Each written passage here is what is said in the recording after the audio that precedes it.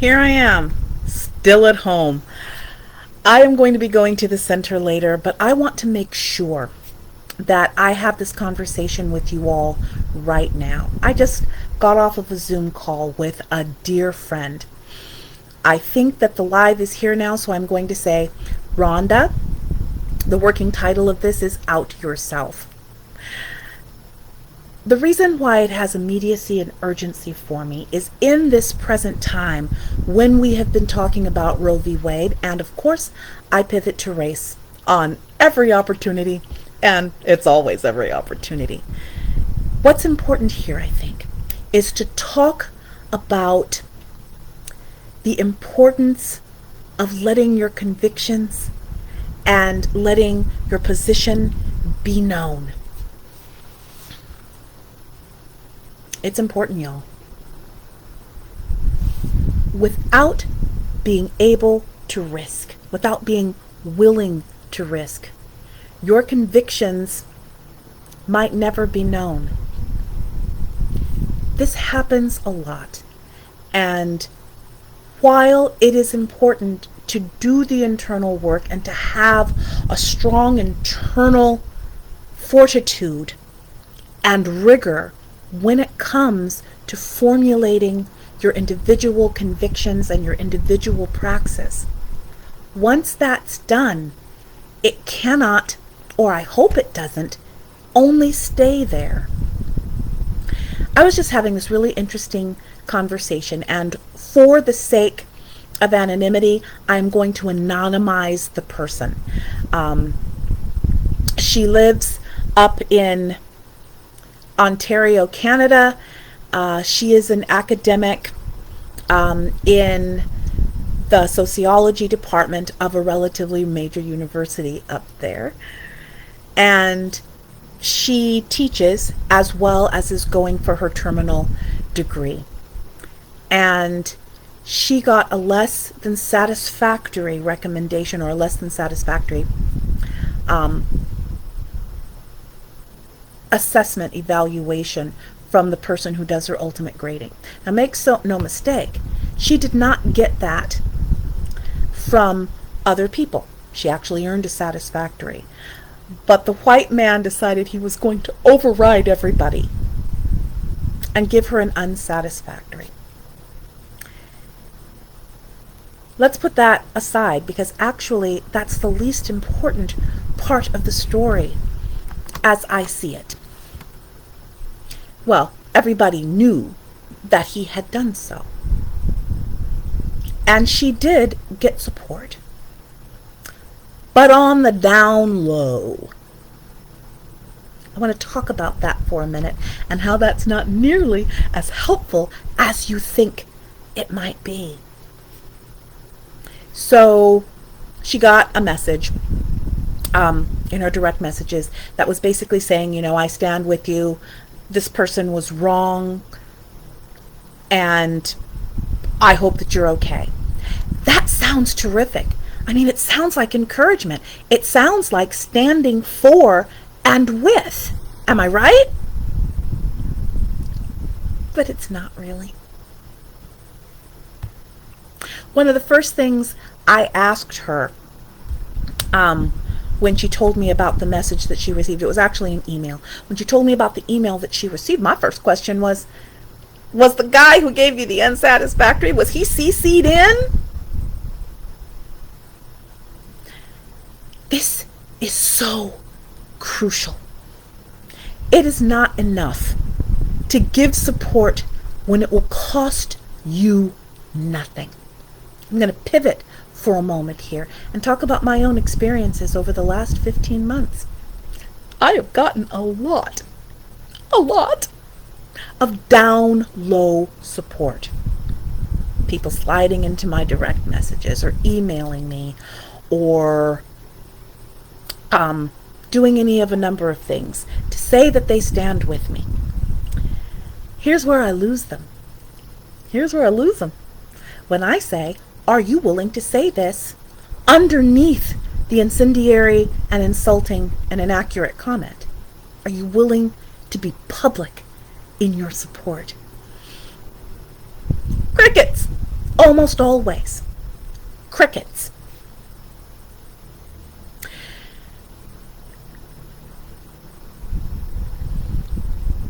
In the realm of progressive politics and progressive social justice, it has often been said that one of the things that needs to do is that it's enough to just think well, to just think correctly, to kind of inwardly say, oh yeah, that sucks when something happens. It's not enough, y'all. It's not enough. I will tell you that it does nothing, and I do mean nothing, for the person who is currently undergoing the harm or the violence. Which, harm is violence. It does a lot for you, though. I mean, you can say that you were on the right side of a given issue or a given position, that you recognized that violence occurred and that you were willing to say that out loud. That's great. And even if you take the next step of telling the person who was affected that you thought that it was funky, for as long as the modern civil rights era has happened, as long as the modern racial justice, both practice and, dare I say, industry, has happened, that's how it's been sold.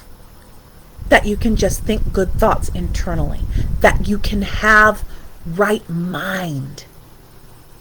But right mind without right praxis is for you, and lovingly only for you. What is the person in question that you have said, I stand with you, in a whisper, because that's what we're talking about? I stand with you. Really? I'm right there. Except you're not. Except you're not. White people have never had to risk in large ways when it comes to social justice and racial justice practice. Very few of them take the necessary next steps. Very few of them expend their social capital or their financial capital or even their emotional capital on doing what's right. I want to think about, for a moment, the woman in Canada and her colleague in the sociology department where she got that email. There is a big part of this that also includes an unspoken demand. It is a demand that the colleague who, down low, supported, not only wants a cookie, but also wants a babysitter. She did this thing that made her feel good. That, and I'm gonna concede that probably it was also meant to make her colleague feel good, but had no efficacy, no bite, no heft, no influence. It was basically ineffective and impotent. What is the move, the expected move from the woman who was violently harmed? It is to say, thank you, you're amazing. I'm so grateful that you reached out to me. Making sure that we reinforce the person who basically didn't really do anything at all. Feel good about her action. And then you get off of the call or the Zoom chat or the email, and you're exactly right where you are.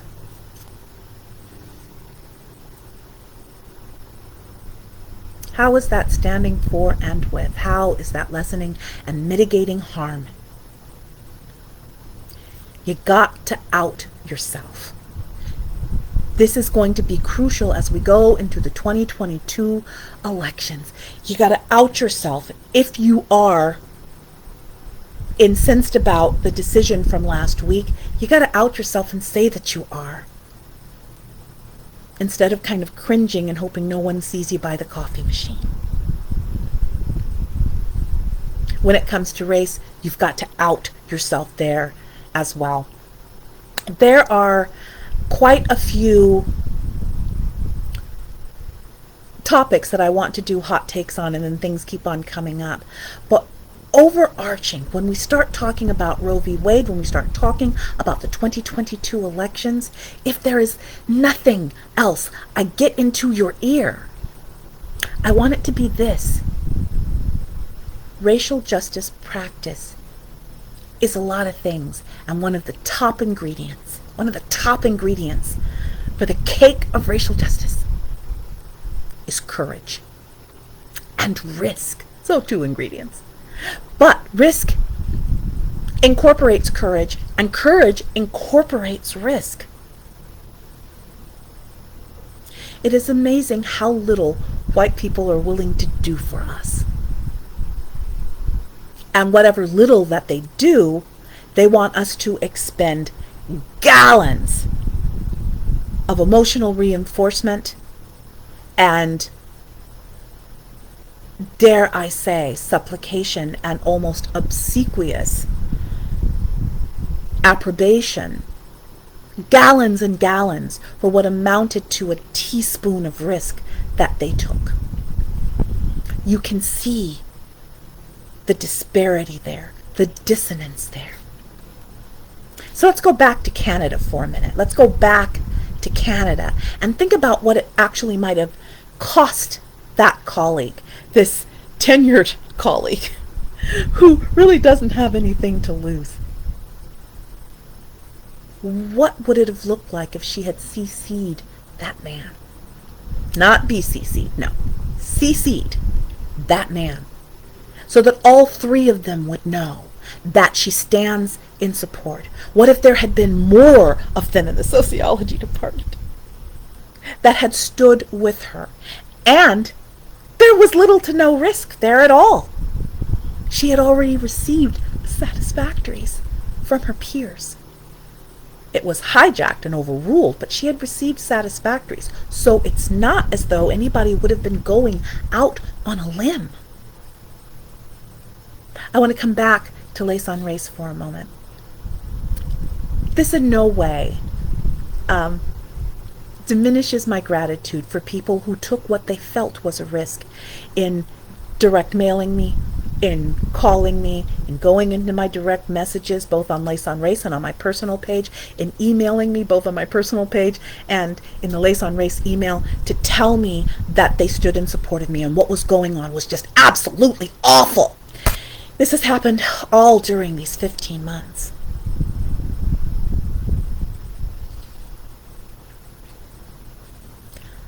I cannot tell you the gallons of intellectual and emotional and practical expenditure, gallons and gallons worth, because I can't let those statements go. I have to say thank you, and I have to make sure that they walk away smiling, because that is the unstated rule of white-centered racial justice, that white people, white women particularly, need to leave smiling, need to leave without saying, well, yeah, that's nice. Are you also willing to do this? Yeah, thank you, but it's not as helpful to me as you might think. Are you willing to go the next step? There's a lot of reasons why we don't say this, because all too often we know that the answer will be no. And not only will we have to deal with the original pain, the original trauma, we will also have to deal with the trauma of losing sometimes friends that we thought were deep and durable. I lost one last week. One of many over the last 15 months. This one cut hard. So, the takeaway from this is to ask yourself how far and how out and how vocal and how resilient and reliable you are going to be to live up to the person that you say you want to be in service to principles and issues that you feel strongly about. If you are not willing to out yourself, then it is a self-indulgent exercise to only hold those positions inside while other people are running roughshod. Sometimes that's all it takes. It just takes one person by the coffee maker to say, yeah, I actually see the point here. And that gives other people permission.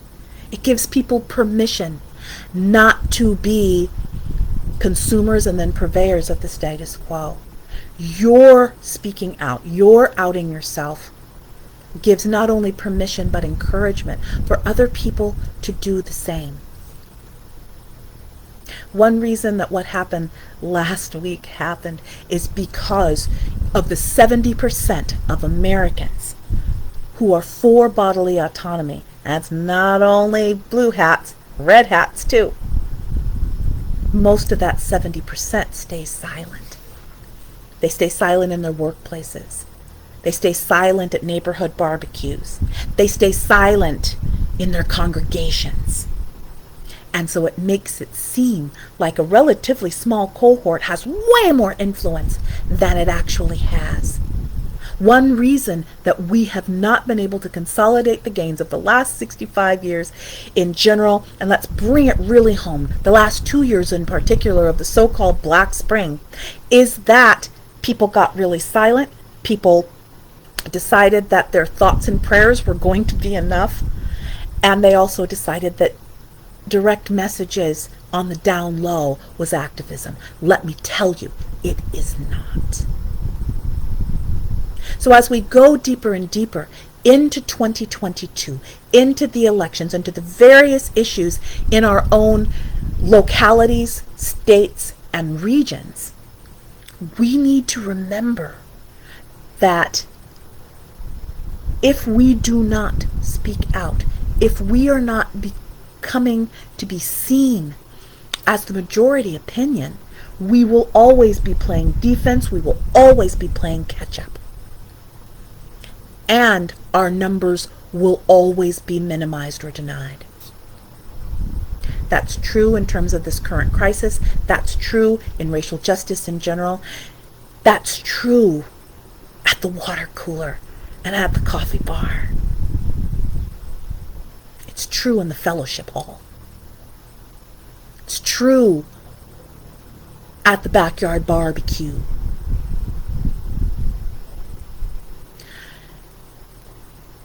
We know that there will never be a day in any of our lives, including mine, when the person that I say I want to be is in absolute alignment with the person I say I want to be. Who I am versus who I say I am. But it doesn't have to be a gaping gulf.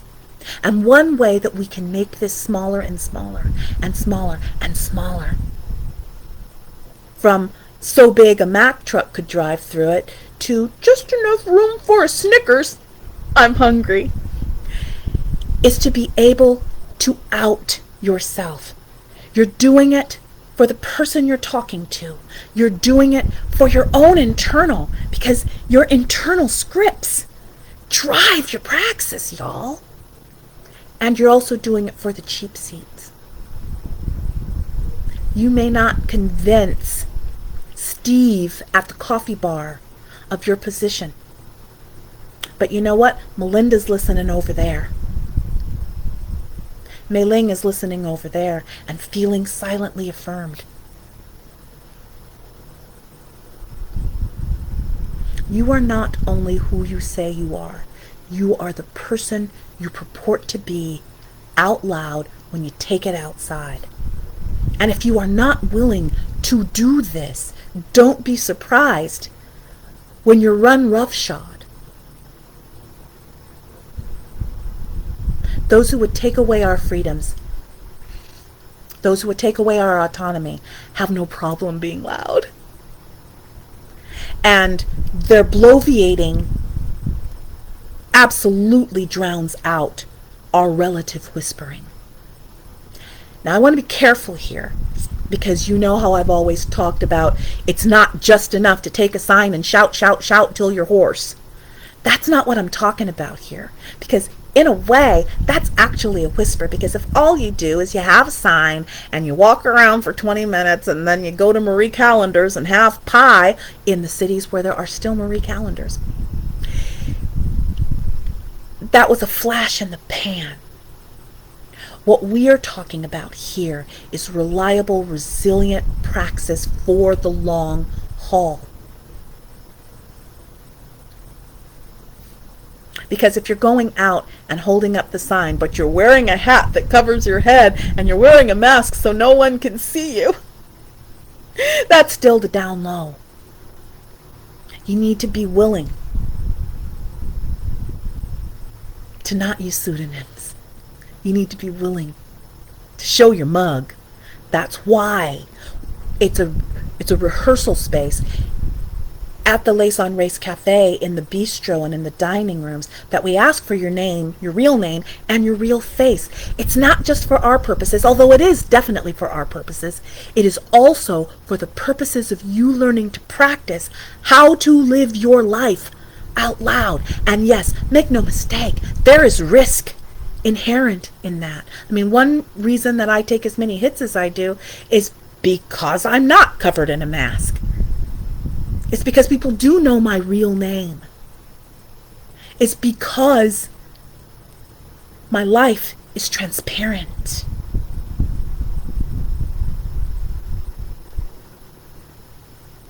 Transparency is not only a conviction. Transparency is a skill that gets better with time. So maybe you can start small. Next time you see a meme that you agree with, don't curate your 500 friends to 35 friends who are going to agree with you. Keep it on public. Share from thinkers and commentators where you're nodding your head like a dog in a 57 Chevy, but you don't share it. So yes, I'm talking about Lace on Race, but I'm also talking about other places too. It is not enough for you to be your own personal echo chamber. And that's a lot of what people talk about. It's all echo chambers. Everyone's agreeing with each other. Yeah, well, it doesn't have to be. You need to be willing to widen your circle of influence and to be ready for pushback, because you'll get it. And that's another thing that Lace on Race is good for. How to be able to have difficult, crucial conversations without blowing up, shutting down, or running away. Using all of the winning strategies. And even if it doesn't work with Steve, it'll work with Melinda.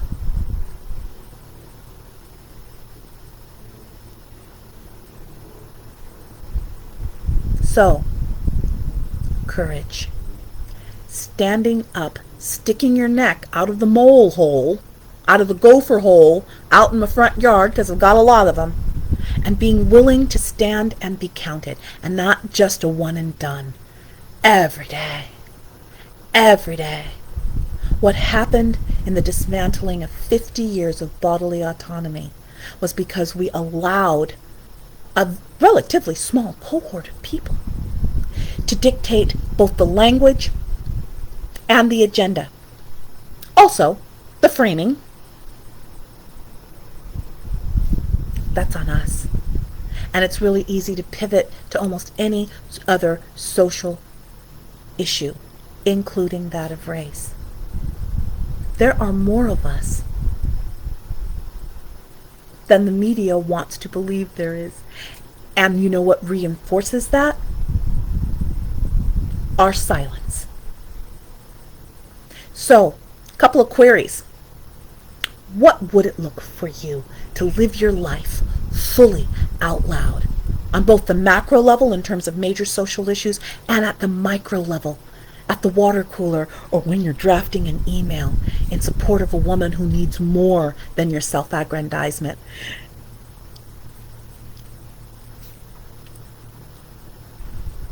What does it look like to stand shoulder to shoulder? What does it look like to be the person, to become the person to be becoming, because it's all about the ing, y'all. Becoming closer and closer and closer to the person you say you want to be. And I will tell you, you will not get there in a whisper, and you will not get there in a download, email, or private message. And for the love of Mike, do not ask the people who are being harmed violently to take care of you when you are being self-centered and self-indulgent. I'm not saying that thanks isn't warranted, but it can't be thanks. It can't be thanks for something that you know and they know and you know that they know that you know is ultimately an empty gesture. I love you guys. Stay tuned for more. I'm Lace Watkins, Executive Director of the Lace on Race Center for Racial Equity, Chief Cook and Bottle Washer of the Lace on Race Cafe. If you would like to see more of this and you'd like to support us so that we can continue funding community partners and we can continue the Lace on Race Mental and Emotional Health Fund so that we can continue to give you some of the best original and aggregated content on the web, do support us. I will be doing an ask this week, but it's going to be a different kind of an ask. In fact, when I get off of this, I'm actually going to have to compile that so that you all will see it. Down low isn't enough. Neither is hoping someone else will fund a movement that you say you believe in. Details on how to support Lace on Race is right on the page and also on the website, and I will do you the great favor of putting it down below in the comments. I appreciate you all. Let's keep walking.